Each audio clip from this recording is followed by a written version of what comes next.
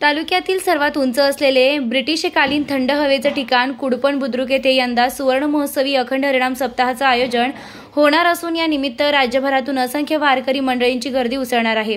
मात्र तत्पूर्वी कुडपण बुद्रुक रस्ता आणि थोरली नदीवरील पुलाच्या दुरुस्तीची गरज ग्रामस्थांकडून व्यक्त होत आहे।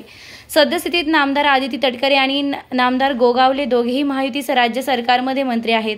नामदार आदिती तटकरे यांच्या आजी आणि नामदार गोगावले हे स्वतः श्री गणेशनाथ महाराज संस्थानचे अनुयायी आहेत। या संस्थांतर्फे यंदा कुडपण बुद्रुक येथे सुवर्ण महोत्सवी अखंड हरिनाम सप्ताहाचं आयोजन करण्यात येणार असल्याने कुडपण ते क्षेत्रपाळ रस्ता तात्काळ दुरुस्त करण्यासोबतच थोरली नदीवरील साकव व बांध नव्याने बांधण्याची अथवा दुरुस्ती करण्याची मागणी ग्रामस्थांकडून होत आहे। कुडपण बुद्रुक येथील 29 डिसेंबर 2025 ते दिनांक 1 जानेवारी 2026 दरम्यान होणाऱ्या सुवर्ण महोत्सवी अखंड हरिनाम सप्ताहानिमित्त येथे 4 मोठे प्रशस्त मंडप उभारण्यात येणार असून वारकरी भाविकांसाठी तंबू उभारून राहण्याची सोयही करण्यात येणार आहे।